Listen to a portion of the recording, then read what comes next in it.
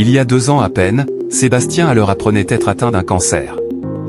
Ce dimanche, il est celui qui donne la victoire en CAN à la Côte d'Ivoire pour la 3e étoile, 2-1. Une très belle histoire comme le football nous offre. Parfois le football offre des histoires sublimes, qui font rêver et qui redonnent surtout espoir. Celle de Sébastien Haller est probablement l'une des raisons qui nous font aimer le football. Ce dimanche soir, l'attaquant du Borussia Dortmund est entré dans l'histoire du football ivoirien. Un peu plus.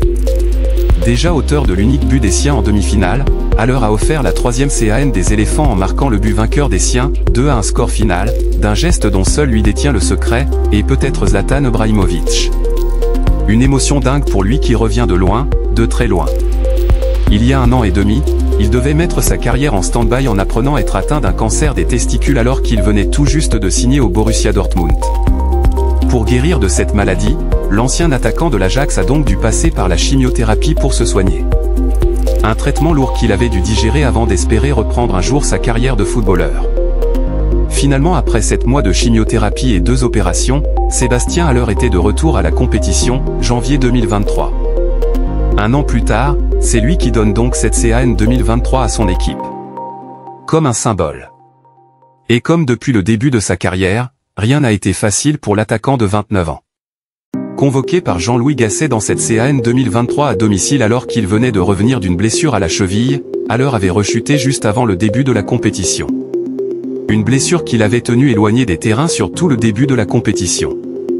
Il avait dû assister impuissant au fiasco des siens en phase de poule avant de disputer son premier match dans cette CAN face au Sénégal en 8e de finale.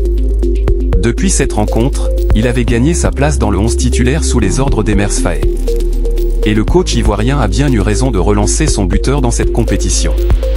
Car Haller ne s'est jamais caché et a su montrer la voie aux siens aussi dans les moments plus compliqués. Le fait qu'il donne le sacre à son équipe est finalement presque un symbole.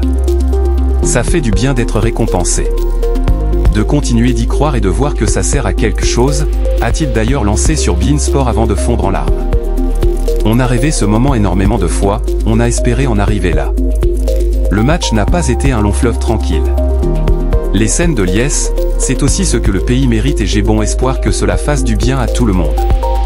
On y a cru jusqu'au bout, les coéquipiers m'ont poussé à rester sur le terrain le plus longtemps possible, j'ai marqué grâce à eux.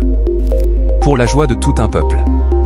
Le football a donc décidé de créer une belle histoire de plus et Sébastien Haller, passé par les épreuves les plus difficiles, est maintenant tout en haut.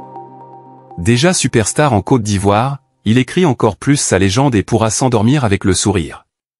Comme ses supporters.